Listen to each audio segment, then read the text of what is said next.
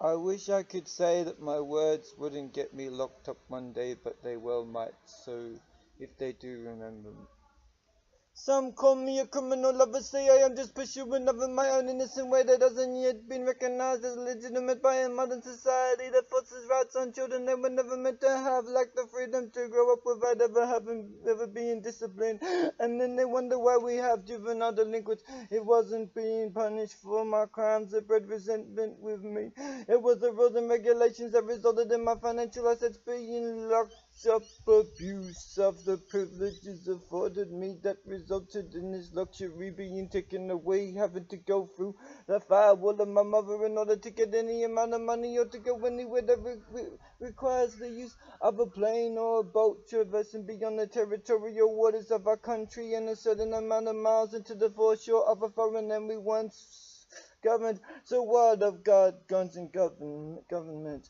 What if I am not using the freedoms you were giving me responsibly? Must it be taken away from me? What if I am being punished for my forthrightness and proclaiming my opposition to a twisted misinterpretation of what constitutes discrimination against the expression of personality? Do I have a genetic disposition to rile people up, causing them to turn on me? Generally, suddenly, like a pack of wolves, savagely ripping open the flesh of an old one, peeled back like a tuna can when he dies in the most horribly agonizing way. I can feel my critical spirit rising up within me, slagging off those who were in the enviable position of entertaining and worshipping simultaneously. I live in a house made of glass, so I shouldn't throw stones. When I sling mud, it just tends to boomerang right back in my face. People tend to keep to themselves in this place, but that doesn't bother me in the slightest. I prefer my own company anyway, and I've got plenty of friends. Should I be inclined to make contact if I get in a little lonely mood and I need somebody other than Jesus to lift my spirit? Though there's nothing like the music that praises and honors him, to draw me close to his heart, to lift me up above the gloomy swamp lands I find myself bogged down in right now. Not every bandit has hosiery covering their heads with holes slit for their irises, bloodshot flowers bursting out their pupils. If only I had the skills to pay the bills with this gift God gave me, I love so much. Everyone can't play an instrument, but Christ can make beautiful music through our two like lives if we attune it to His will. A little pill won't blast me off in a jetpack away to paradise. Jesus even loves those parasites He created. They didn't originally possess evil intentions. They supposedly operate by insect-like instinct. They have no control over what they're doing. No moral quandary goes into their decision making as much of a choice as some creatures may have in selecting a mate. Their suitable candidacy is never connected to their politics or beliefs, though they judge by color or by as some creatures may have in selecting a mate. That suitable candidacy is never connected to their politics or beliefs, though they judge by color or by song. Prejudice exists in nature, not something we need to dismiss as evil and wrong. I'm not making excuses for Nuremberg youth rallies, because God made us different from the animals. He created us in His image, so we are meant to treat each other with respect, not think each other superior or inferior to one another. Why do some people prefer to sleep in chairs rather than using their warm, comfortable bed? I'm sure their body would thank them if they were conscientious enough to object to the rejection of a nice, bouncy mattress available any time of day to ease their stress. I wish I was a magical genius so I could make all the sick people well and give rest and relaxation to all those people who were hurrying and scurrying, rushing about the place like headless chooks, unable to find the time to catch their 40 winks. Oh wait, I don't need to be that gin. I just need the miracles of Jesus to begin working in the lives of my homies and family. Some of us drive a hard bargain for ourselves. Even when we have that leisure time, we convince ourselves that we need to keep in touch and respond to the 1,000,001 messages we got in the last minute, and all the requests from people we have never met and probably are never likely to either. But we can't be seen to be rude or impolite, even if we will never be the kind of chick or dude to hand over our hard or easily earned cash to any Tom, Dick, Harry, Jane, Mumbali, or Sally just because they ask for help or toss a smile in our direction. What inspired such depths of affection in me towards those I've only known as infants? Was it that piece of candy that planted the suggestion in the mind of a parent that I might want to kiss an eggplant girl? Watch her as she swells into a whirlpool that becomes my world. If only I had hit up that automatic teller machine instead of wasting my time chasing after a lady who accidentally dialed me, who worked for a phone company. I shouldn't have left my cell with anybody. I thought that skunk of a dude was trustworthy. Not that I haven't forgiven him, 'cause I still have his awesome shirt in my wardrobe. I just wish I had the foresight to get my buddies to watch him like a hook. How would I know if a former security guard and ex-convict would still possess a crooked mind? I like to give people the benefit of the doubt and believe against my better judgment they can change. I would like people to think that way about me, especially those who have written me off as a sexual deviant or pervert. Little do they know how often I cry out to God, how much I despise my abominable behavior. They don't know about the sleepless nights, tossing and turning, unable to get off the station, arriving in dreamland. Despite all the cups of tea and glasses of milk I drink, regardless of the fact I own more worship albums and Mark Zuckerberg possesses computer startup website companies to assist my quick transition from worrisome wakefulness to delightful delirium. Maybe my fundamental problem is a lack of switching in my thinking. Part of me still refuses to stop thinking like the enemy, loving what God loves and hating what he hates. Remember, he didn't make this world to despise his holiness. In fact, he made it quite the opposite, somewhere between the fall and the Garden of Eden, the flood that covered the whole world, the Tower of Babel, and legalized abortion. We lost our way. Now, how will you help us to turn the clock back on all the evils of society? We have given to many wrongs the right to exist. They never deserved a voice. We dismiss out of court, alive, taken with a coat hanger or lab coat and baby gut sucker machine. Yet have another rule for those who destroy human lives in cold blood when the subject is a fully grown up.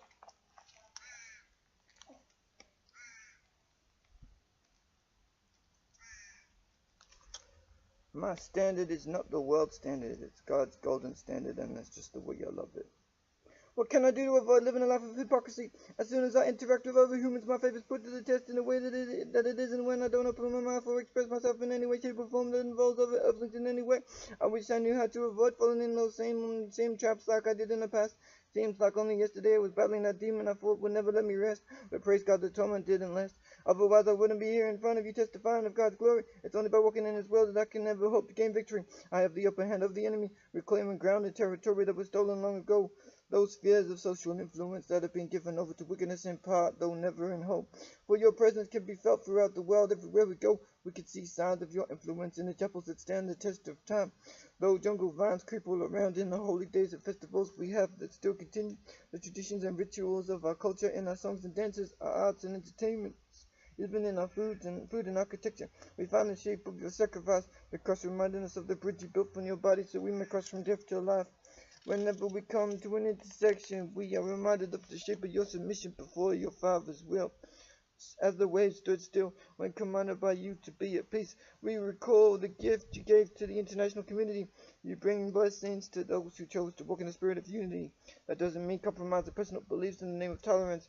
See how the points of a compass spread in all directions. We can imagine arrows shooting into the south, east, west, and north, spreading your holy fire throughout the earth. You are the one who brings everybody together, just as you keep us so from falling apart. Only you are capable to rescue our hearts from imminent destruction, inevitable unless we turn toward your light. Teach me to live a life of frugality as well as remaining charitably minded.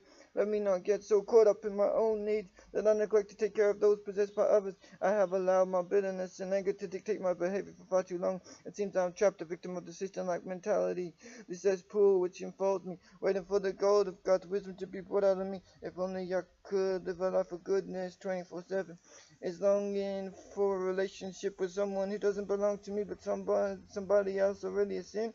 I know it is if my thoughts towards them are purely sexual, not seeing them as a whole person, just another mountain peak to be conquered, a forbidden fruit to be discovered in the secret corners of my heart and hers, escaping that emotional bond that lords it over me.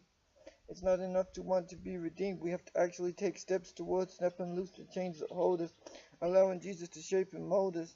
Oh, we have drifted so far from the shore of besottedness, intoxicating feeling when first we met and fell head over heels in love with you, spinning our heels round like motion does wheels, catching myself having desires for starting fires like a pyromaniac and awesomeness, sparking passions.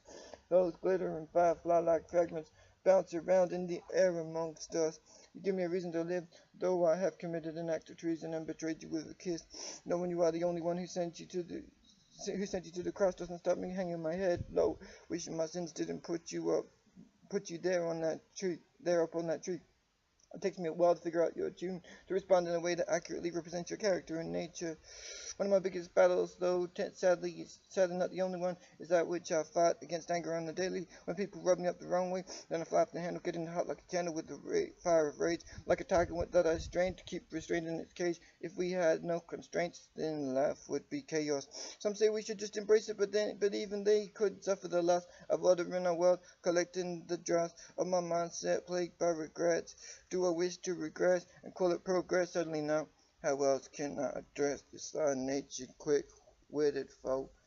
By commanding him to go instantaneously, calling upon the name of Jesus to deliver me. Should I just ignore him and act like he doesn't exist, like he doesn't persist in bugging me and slugging me, attempting to slay, pervert, or overexert me at every turn?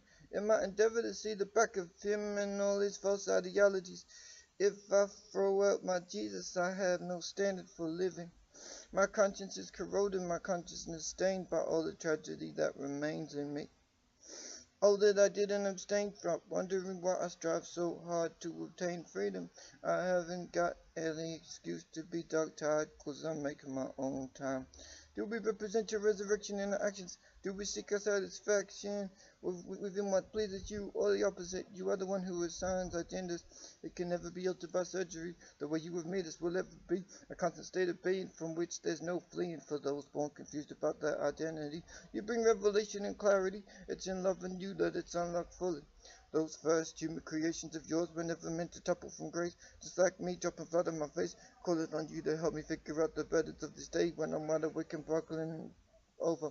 Whether it's your urging for me to remain disconnected from the tender love and care of a woman whose soul is linked to mine by wedding vows, or if it's just my reluctance to give up my selfish life for singleness, can I explain my reticence? It's not like I don't think you aren't capable of changing the way a woman feels about me, so she sees possibility instead of no hope. It's funny how you use chemistry and magnetism drawing us to each other. For an heart I see hearts when frosty they become. From many experiences of rejection, and yet we find acceptance in your arms. So what are we doing with that love? How grateful are we? How much of our time do we spend devoting ourselves to you and spreading your truth, as difficult as it is? You give us strength for the journey, you breathe new life into us. When we're spinning, drained of reasons to continue, even when they're dropping bombs all around us, we can find a shelter of peace in your arms. Though our family may be burned to death, though we may be broken dead up to our eyeballs or penniless, we trust.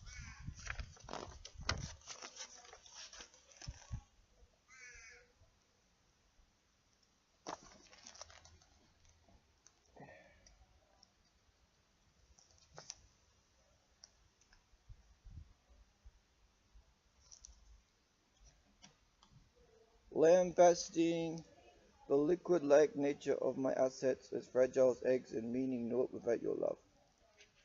You could say I've fallen from grace till you're blue in the face, but it won't change who I am. If I had a son or daughter, I wouldn't allow them to be sacrificed or slaughtered for the sake of my best friend, yet alone the worst enemy I have ever known. Yet that's exactly what God does for us. He willingly laid down his life for us. For the sake of love, can we agree to disagree? Focus on what's helpful and live in peace and harmony. You will come in the rage in me, but roaring like the angry sea, fulfilling the great commission. All that your eyes have envisioned for me to become. Let me not succumb to the traps and tricks of the enemy. The foul lay in a sniff for me. You caused me to rise above the grave, prepared for me, and fought this battle attempt to squash me. Your word is not a classified document out of my reach. I am a man of unclean lips. Jesus, purify my speech. Bind my lips with that angel fire. Out of my heart's desire, let me magnify your name in my life. Though the nemesis made a claim to me, I don't belong to him no more. For as long as I live, I'll keep fighting this war. I was a fool to ever ignore you. I implore you, do not leave me or forsake me, as you were promised to stick around. Though I may be inconsistent in my expression of my faith, both in private and in public, failing to bear up to the heat of this gone, intimidated into silence, not forgetting you wore a crown of thorns, though we could always become, well, forgetting you wore a crown of thorns for me. So it's a little thing if I have to endure a wee bit of criticism for the sake of the gospel. I know you well, though we could always become more deeply acquainted. Your word always has fresh treasure to offer me. If only I take time to dig deep within the troves, these chests bursting with possibility for enlightenment. You are my peace, my help, my sustenance.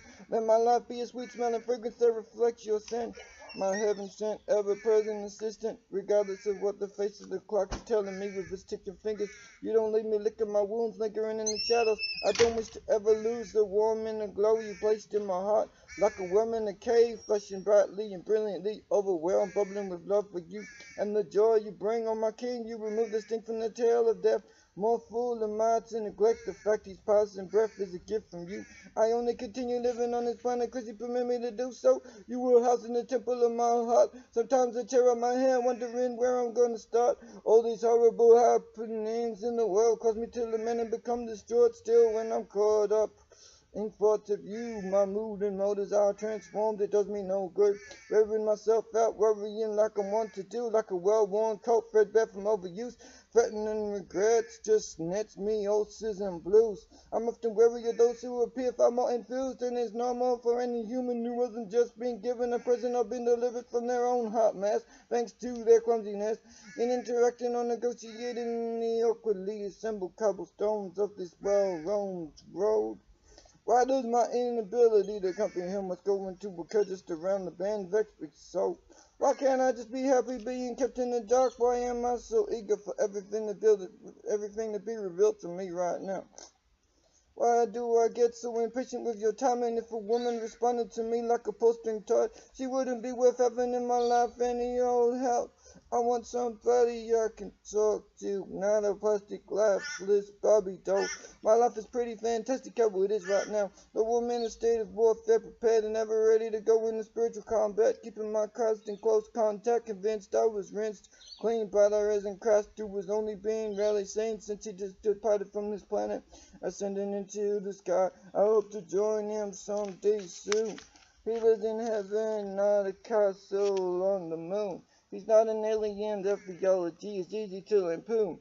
Burst like a balloon with the pinprick of reason. Yes, he didn't belong in this world, yet he assumed the role of a human. He wasn't a shapeshifter. He took on human form, though we could shift your expectations and cause a continental drift of your mindset from doubt into faith, though. His truth is continually being distilled in us.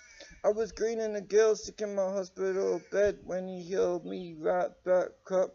It wasn't just the doctors and nurses. Where do we think they got their strength and wisdom from? Their ability to learn and the raw materials of all the natural and processed medicines they use, all the brilliant ideas to perform surgery and create machines that help us to stay healthy. We shouldn't be so hasty to assume others have no possibility of redemption, completely writing them off and dismissing any hope of changing in them. That's the true definition of judgment. Never get it twisted. So sure a soft answer turns away rough.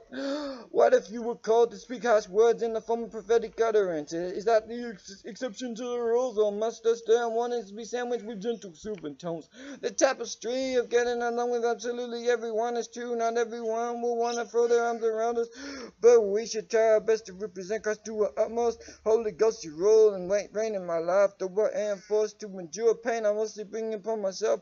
Help me see the blessings in others and not the burdens. See me sometimes play the role of love, weighing heavy on my shoulders. We are called to live holy, pure lives and never give up fighting for lost souls. Though the evidence of our fighting may be solely demonstrated by the time we spend slaying demons on our knees, spiritually transported to your perfect God and peace, where no one ever grows old or loses their luster. It's not a buster, you full-bottom lust that attracts me, or hourglass figure, as much as a devotion to the one who caused the oceans to separate from the skies, who never lies, not even supposedly to protect the innocent. In this instance, we have to consider how much we trust God to take care of us. The same rule applies regarding knives and guns kept in our home for the purpose of self-defense alone. Unless we run a cattle or sheep station and have to slay our merchandise when the days are almost up. I'm grateful for the many ways you fill my blessing cup. I want a woman who does most of the chatting so I don't have to. She will be God's gift to me, like the translated meaning of meth. How much do we honor and revere the one who is promised to remove all sickness, sins, and tears? You say never a borrower nor a lender be. You decree that we should give without expecting in return, and not let our left hand know what our right one is doing. Not making a big song and dance about the generosity you prompted us. When you came back from the dead, you didn't draw attention to your sacrifice on the cross, except to show your doubting disciple that you were real. Not a ghost, but a body glorified. You want us to present our offering with the right spirit. That's how many have perished for not cherishing you enough, approaching you with fear and trembling. With reverence and knocking these, I come closer. hoping you won't be long in the way we measure time, not how you do. With an neon make it well-being high blink. I don't need to see a shrink to obtain financial wisdom, cause I've got you working through the mouths of countless individuals to remind me of your everlasting love. It's not how much you stick in the offering basket that counts in the scheme of things. It's only if we trust in you completely that we are guaranteed a cure to our loneliness. Send in your spirit as a delayed representative. The more I am reminded of your miracles, the less I get bogged down in my own petty-minded, self-glorifying concerns. You said to be wise stewards of our possessions, remembering that utilizing them effectively can be considered our act of worship. Finances were never meant to be used, melted into idols. So why would anyone bow down to something they carried around stitched into their saddlebags? How could an innocent Nephi be corrupted and mistaken for a god? What can a created object do to replicate itself or anything else? I keep harking back to the timeless truths you teach us. Why do we feed statues of monsters in human likeness, fully cognizant of the fact they can't talk back to us? Why would anyone ever deceive themselves that they can be helped in their universal quest to slay that loneliness bug? Oh, the worshippers of falsehood, they cut and slash themselves. But their false deity must have been on a summer break, 'cause he didn't come down from the sky to eat up the sacrifice with tongues of licking fire, but a Yahweh came. We don't want to be desalinated in our mindset. We have to stay salty and full of light. You make our future bright, you never give up fighting for us. Until the day comes, this world tumbles in the dust, crumble and betray your fingertips. They pray to their false gods, but only you stop the storm. When your prophet quit running away from your will and said, toss me in. I know what done wrong. Emulating your experience of being in the grave, lying in the belly of that giant beastly fish. Amazingly, he didn't get digested. He probably would have given that aquatic help a massive indigestion. See the half fish, half man, fake prayer answerer, go down like a ton of bricks. Your power smashing it. Why did they ascribe your deliverance to cows, or bow down to a comet, or a lie of a god who required babies to die in order to be pleased with his delusional subjects, who will take on those mockers when they surround our city walls? They didn't expect us to turn up out of the blue, giving them a shock. You never asked us to hurt ourselves in order to express our devotion to you. Ironically, we only ever cause ourselves any degree of pain when we step a single toe outside your will. You can give not only the interpretation, but the dream as well, allowing everyone to witness your stunning abilities flowing through your adopted kids, though many a ruler attempted to institute self-worship, causing their citizens to bow down and swear allegiance to them alone. You proved you were the real deal when you turned up suddenly the fourth man in the fire, playing the role of Messiah to your people even back then, taking their familiar worshippers to feisty warriors of the risen King our Christ. You never meant for the snake on those two beams of wood to replace you as Lord, though healing flowed through its scales. Your people knew all too well the source of the power was not in that squirming creature crawling on his belly through the dust, losing his legs due to its cooperation with the enemy. I feel a little crippled too every time I turn my back on you and try to run my own universe. The one who possessed that reptile was thrown out that celestial throne room when he tried to steal the crown of our groom.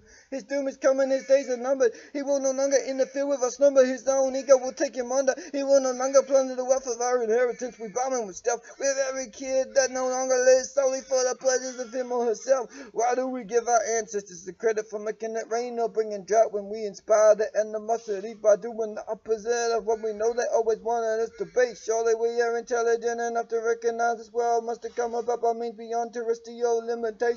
What being could be complex enough to concoct an entire universe unless they were able to transcend this physical realm? And what other sentient life form would elect to form life from their breath and spread their arms in death for the love of it? Impossible to explain. There is no fence sitting about this. We make our choice at some point along the way between the cradle and the grave to accept or reject. We turn our backs on our decisions to start from our shared beliefs and baseless opinions. What if your existence couldn't be contradicted or explained away? Is that an inconvenient truth that goes all old liars who tried to crush it into dust. Oh, they made a fire you and deny you, attempting to justify themselves, even twisting your word, ripping others' bits, breaking fragments of your sword, pushing a square peg into a round hole, yet failing to make it fit. You gave us consciences as numb as we try to make them, as often as we may ignore them. You have a way of pricking it and getting our attention. How many matters in the world womb is it gonna take for us to wake up to ourselves? And then how many people have to die from sexually transmitted diseases before we choose to love you, right? We've only got ourselves to blame for perishing before our time. Oh, how you weep to see your sheep waste away. When will our leaders step in their slumber and see you can't throw money or psychology at immorality and cause it to disappear in a puff of dragon smoke? How long will this drag on? Let your kingdom arrive, come the song's last rise. We consider ourselves such an advanced species, yet all our achievements are feces compared to what you accomplish in us and through us. Cause without you we are empty, useless vessels, spineless amoebas, feverish with divine discontent.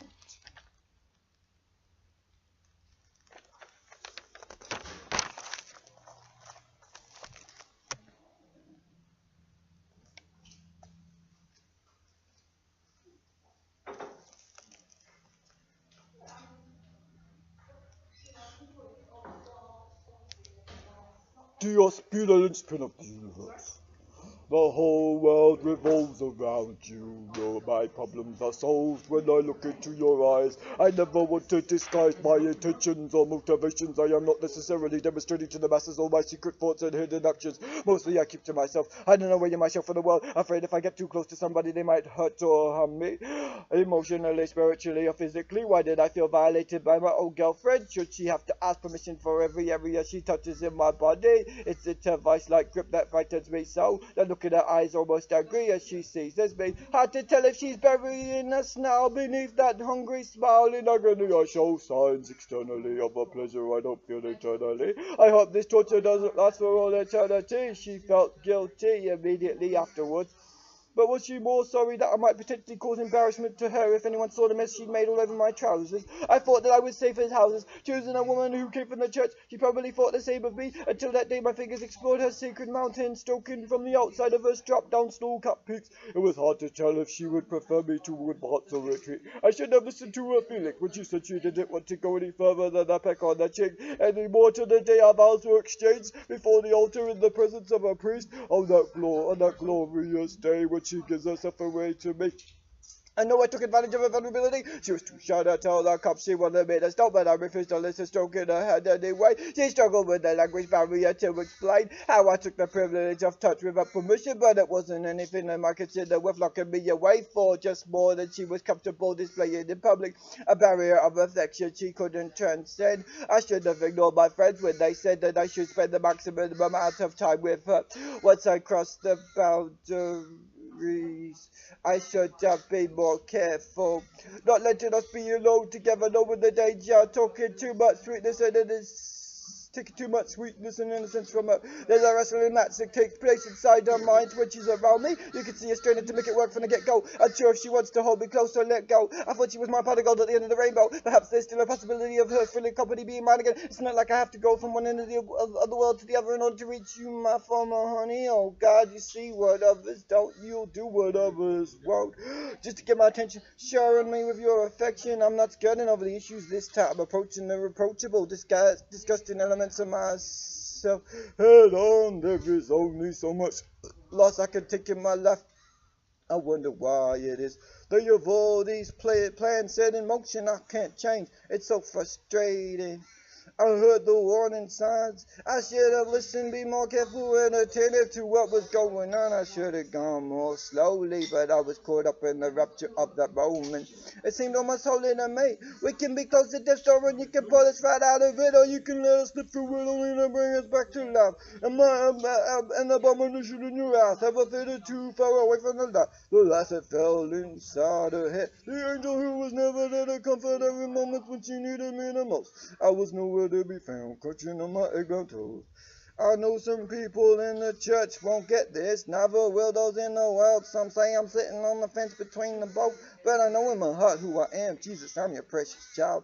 Nothing in this world can convince me otherwise. I am determined to become what you have intended for my destiny to be. I am plagued by my past, consisting of activities that would be considered criminal in your eyes.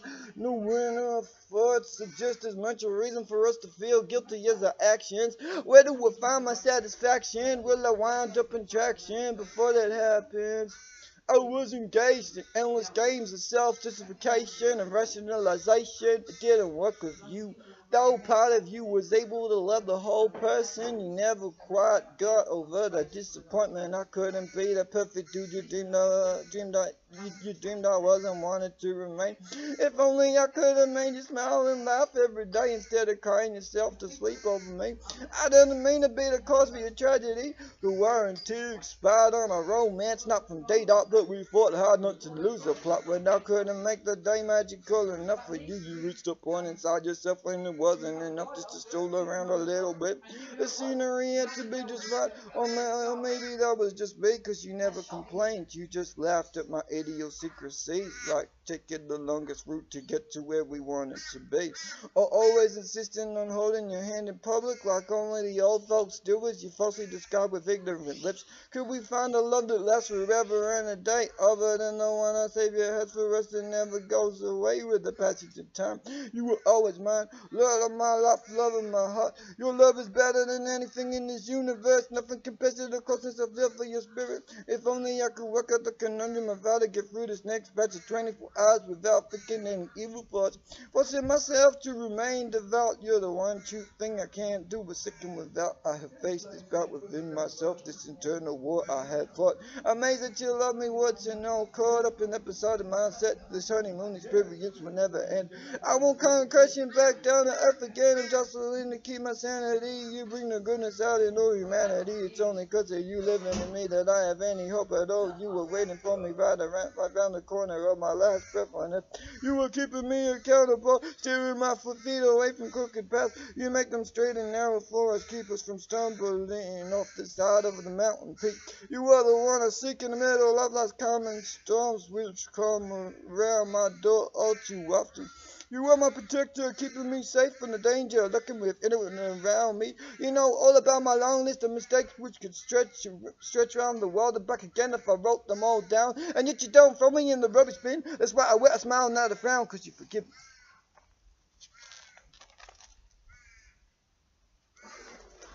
The dangerous side of being a stranger to all but the friend of sinners, our gracious Redeemer.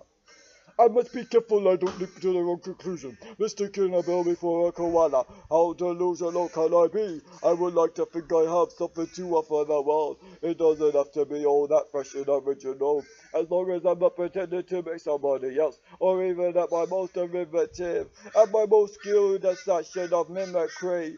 If I am entertaining one in the universe, I don't need the pleasure of fooling sundry, though the more crowds I please, the more it pleases me. Are you ultimate goal is simply to bring sweet offerings of praise and worship to the Almighty, though I fail at that goal, often being far too sneaky and sexual for my own comfort, yet alone others. Still you watch out for my sins, you breathe life into these bones of mine, you give me the strength to keep on going on this me from the preaching preference and the wastrel like existence. My brain is far too cluttered with ancient memories of my mistakes. You return vitality to me and my reflection reality. You do us a much transcendent. Thanks to your abiding influence, catch me riding up into the distance of said eyes, but with teardrops watching plopping in the violets down my cheekbones. Jesus, I lay my life down before your holy throne.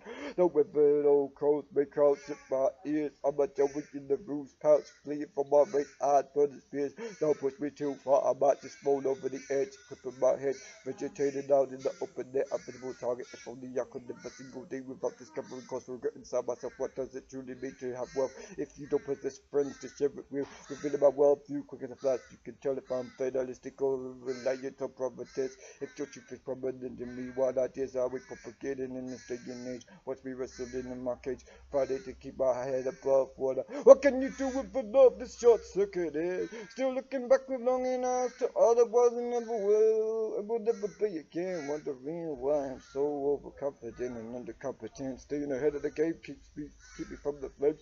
I'm so glad you know my name. I'm not cheapest about the fact it's written in the last book of life. No other religion won't get me to heaven. I'm forever grateful for your intervention in my life. Forgive me for all those times I haven't made mention of my family and homies and my friends. We're like onions with multiple layers of skin. There is more than meets the eye. You teach us how to dig deeper within. Keep me from tumbling in the ravine. Prevent my limbs from getting gangrene. Plug my mouth when it starts to get insane. Cut off those evil thoughts, dip them in the bud with your holy guillotine. I can feel you pricking my conscience again, dealing with the stress and strain of daily living. The Supreme Courts may be breathing down our necks. They oppose our views on Congress. We keep our notions compressed. You win hands down, no contest. Why do human relationships have to be so needlessly complex? Yet you love me unconditionally. That doesn't mean you never displeasing me. You have emotions just like we do, but you never let them control you. You rule over them. You are the boss of them. You don't let them push you around and tell you what to say or how to move. It's funny and tragic how we let them dictate us so, lying to us that they are our only choice. Yet your joy in our spirits begs to differ. You have a way of turning around our gloomy moods and bringing out the sunshine in us. There's nothing you can do, even raising the dead or making the sun stand still. Stopping dead in this tracks, I cannot relax. I'd probably collapse without you holding up my vertebrae. Asian of days, you have given me a sense of purpose. You always know what's going on beneath the surface. My freedom has been purchased by your holy blood. Now I'm part and parcel of the global spreading of your love. If only I wasn't so afflicted by a guilty conscience. If I had the strength to overcome the world, if we do by the power of our testimony and your blood, oh precious Lamb of God. I'll have source more than an impersonal force. One day you'll come back astride a wild horse. Let me abide in your presence, my sweet Lord. I'm grateful for you, never giving up on me. Though I compromise constantly and fail to live out my beliefs, your goodness is the cure to my grief. Coming up against the enemy, I'm to the teeth. You keep me from beefing with people I don't even know, and those who are familiar with me inside, I not quite as acquainted with me as you, but almost. There's an ongoing war taking place all around us, a battle going on between angels and demons for control of our minds, bodies, and souls. Are you prepared to face this onslaught? Do I feel true repentance, or just secret annoyance of getting caught, displaying remorse? Let the nature take its course. What we believe is unavoidable occurrences may be prevented if we just act a little bit more like Jesus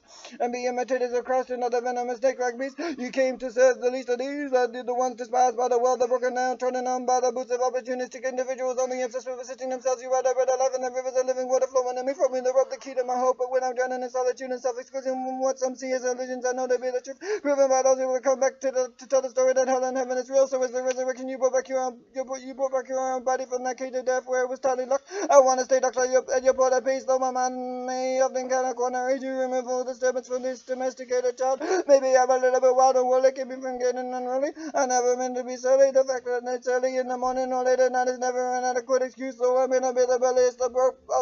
Though I may not be the belliest of blokes, there are certain activities I am capable of assisting in, even if construction and landscaping is not my forte, or even almost rudimentary mechanics and carpentry. When the chips are down, you can count on me to be a listening ear and a friend in need. Lord, I'm sorry forever falsely perceiving you as my enemy, when you have always been the best companion I could ever hope to have. Turn my laboratory mouth into holy speech. I know a pure heart is in out of reach side of heaven. You wouldn't say be like me if it wasn't a possibility.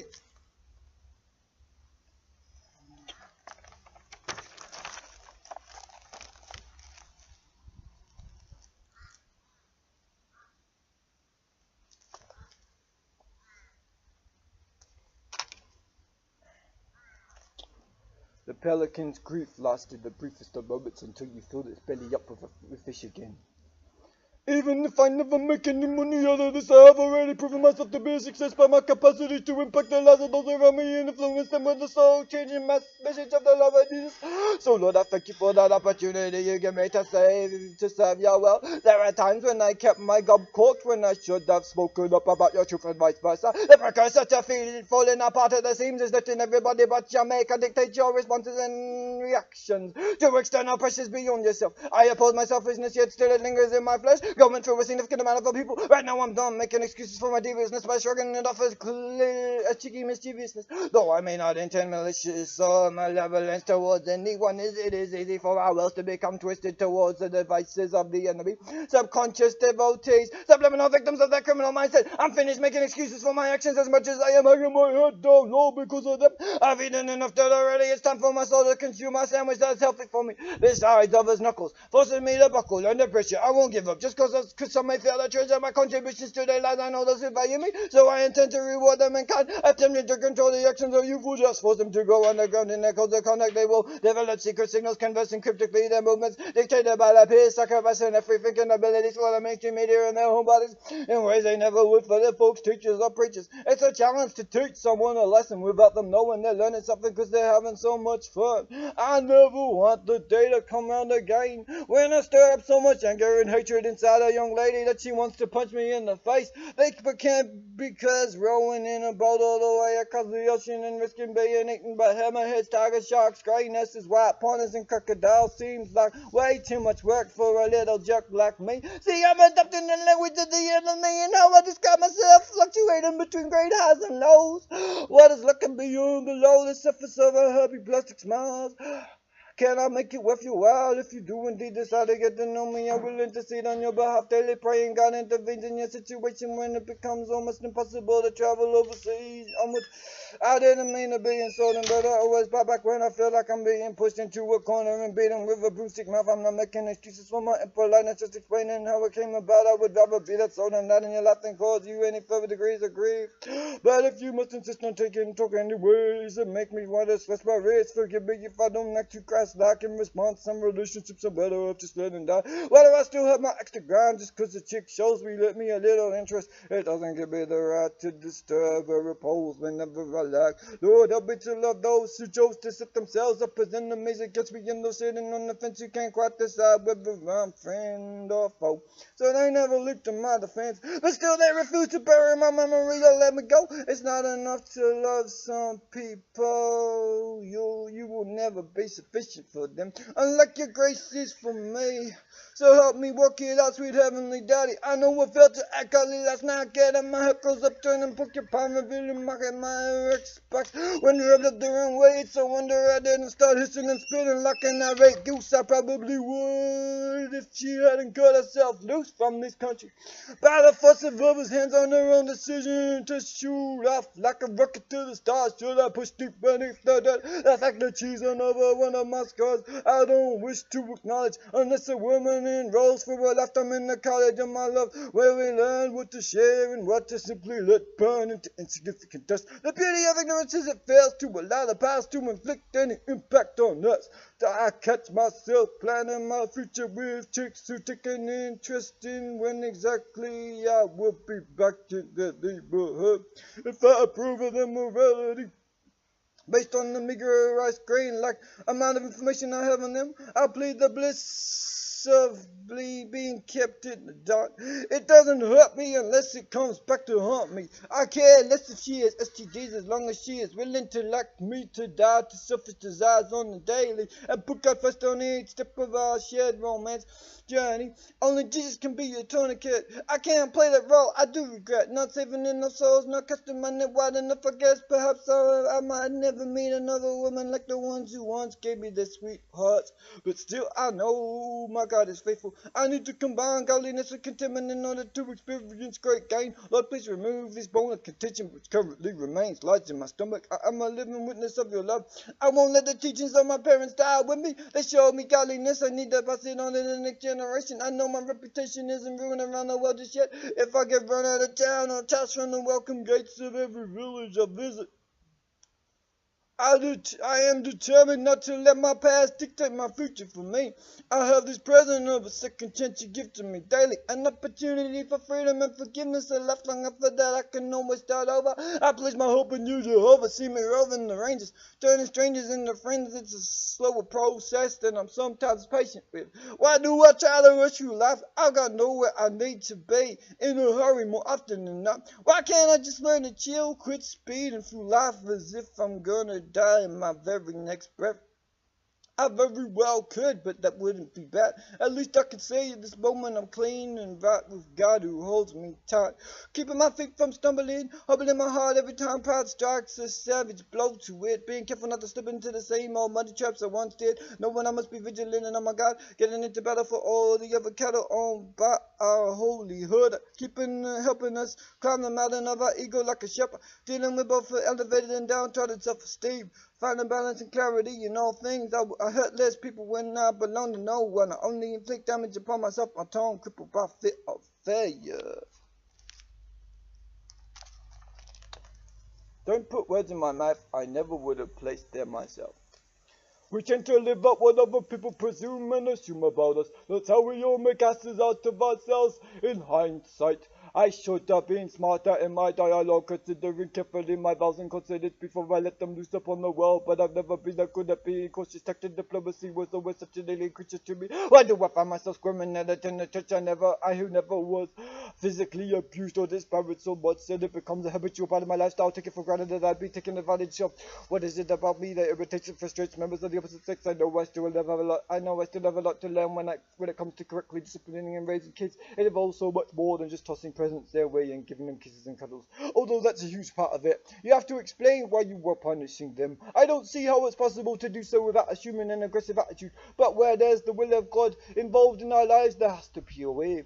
When we don't seem capable of achieving peace and harmony all by ourselves. I never meant to be that spoon that stirs up strife.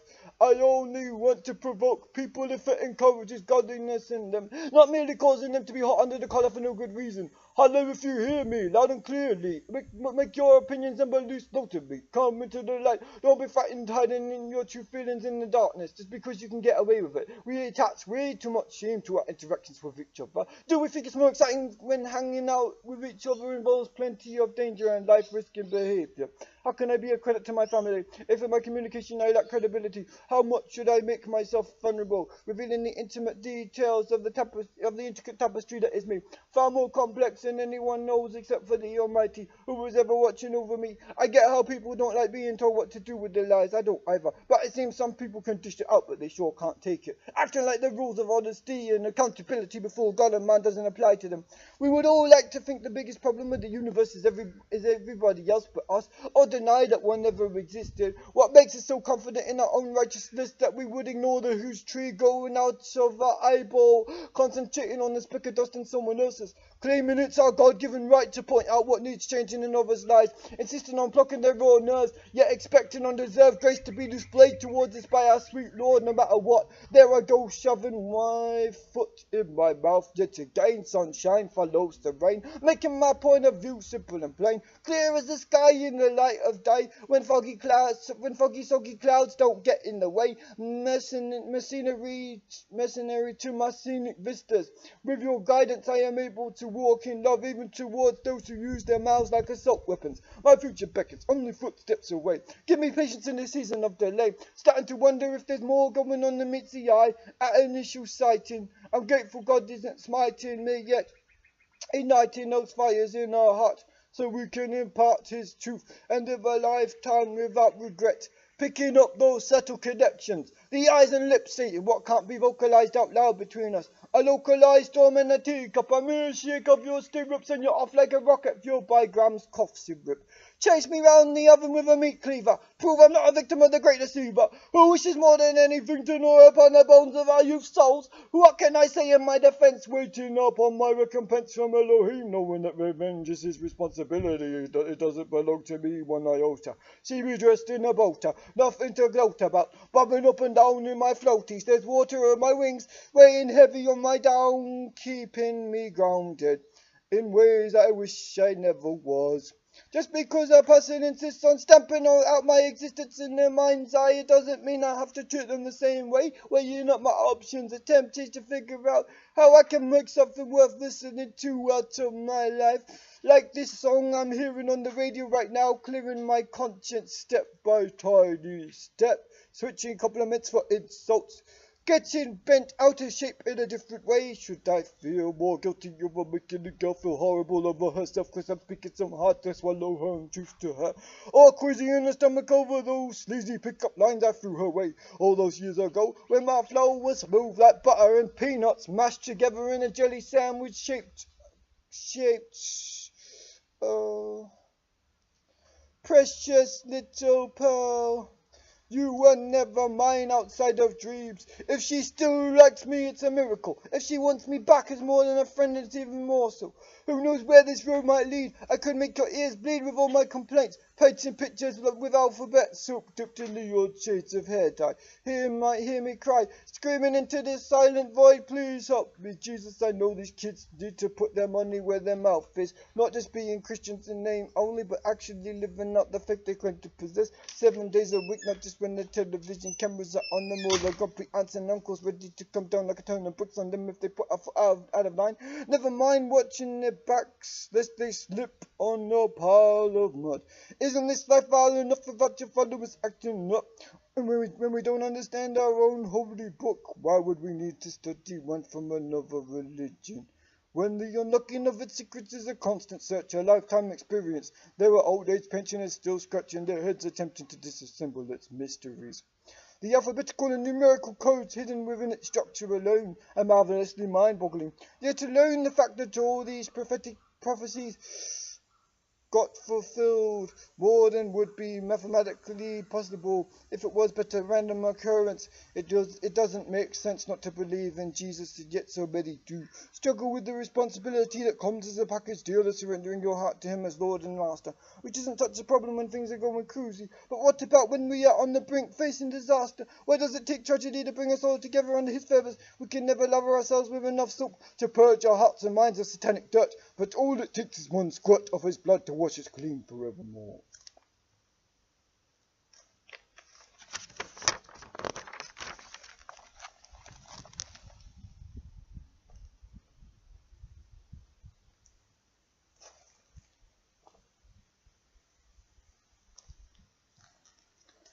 A sound, disciplined mind sounds like the ideal I wish to become my daily reality. I wouldn't blame you if you doubted my sincerity. It sounds like the soundtrack to a movie about hilarity to me. The fact that anybody on God's green earth would ever take me seriously is not the physical distance between us that builds mistrust, but the emotional distance that builds this wall, breeding doubt within us that our dirty, dark secrets will be received with a spirit of grace. All that we achieve counts for naught if we don't have faith in God and love for each other also. I'm sorry for all the times I hurt and disappoint you as a friend. I didn't expect you to keep on going so far with me on this soul journey. When I cut you off in the middle of your turn to share an attempted to answer questions meant to remain waiting for a response from Alpha and Omega in heaven, not dissected by one of his clumsy servants, still fumbling my way through life, drifting along down the river of souls, traded to remain cleansed and whole. If we didn't hear to have the word of God in our lives, spoken and written honestly, what or where would we be? Lord, the more I flop on you as my trampoline of hope, the easier I find it to bounce back and cope with the struggles of life. I turn to you straight away in the middle of my despair, even at my most corrupt and loathsome state of being. Let me be honest with you, frank about my struggles and inconsistencies. I haven't always been the mark of integrity, but that, my friend, is set to change. I've got friends fighting in my corner, tag team wrestling in a cage with an open door. I can walk through ready tired to slip free of the grip the enemy has on me. Yet in God I have the victory. The devil's head is crushed to dust underneath my feet. Do not suspect my tongue of being firmly planted in my cheek. I'm deadly serious about the things of the spirit, as I am about most things. I don't joke around much, but that doesn't mean I don't possess a sense of humor. Just 'cause I don't laugh at dirty jokes, I don't chuckle at the exploitation of women or the proliferation of racism, sexism, ageism, abuse, and pornography on our planet. I wonder why we can't see with the eyes of Jesus, human with the eyes of the Spirit, every tribe and tongue gathered together under his wings, rocking and rocking together to the beat of his heart. Birds of a feather, one mind, one spirit, kindred through Elohim. No matter what the weather, our ties to the winner of our souls will never be severed. Though we may sin more often than collard greens get served up in the soul food kitchen, alongside grits and black-eyed peas. Spin that lazy Susan round for me. I hate to think you might be slipping through my fingers 'cause I set myself up in your vision as holier than now. I need to get up off my high horse, get down to earth without breaking my vows, keep my heart locked in those clouds. Clear the clutter from my mind, you can catch me on my grind, never lose these ties that bind me to my Lord and Master, who opens up the eyes of the blind, who displays kindness even in the face of cruelty. When we be pursued everywhere we go by the enemy, He steady sweating me, but I won't be forgetting who my God is or what my role is, living out His purpose for my life. My freedom has been purchased for a reason, to comfort the heartbroken in their time of grieving, to help them look beyond the sellbars of their situation, to show them there is hope and the promise of only salvation or a chance of rescue found in Jesus. Why do we beat up on ourselves so much? Dismiss our potential and write ourselves off. You know God doesn't think of us like that. Until we breathe our last, He is always fighting to get our attention, delighting in us, igniting the fire of the Holy Spirit in us. Your manumission saved me from the devil's incinerator of my own volition. I assume the position of submission before your will, for you were skilled enough to figure out my problems, secure my hunger's loneliness, even if I'm not meant to be the one to playground to her bride. Lord, help us to keep walking. Lord, help us keep on walking by your side. Though I most dearly desire to be the dude that abides in that jar of moon, honey river, build a little house out of it down by the beach just like a crab. Only we never see the end of leave till we departed from this weird. Why must I be discounted from the romance stakes and hot pursuit of a heart just because I've been on this planet a little longer? If only that was the only thing I had going against me. The other thing is this ocean between us and lack of employment on my part.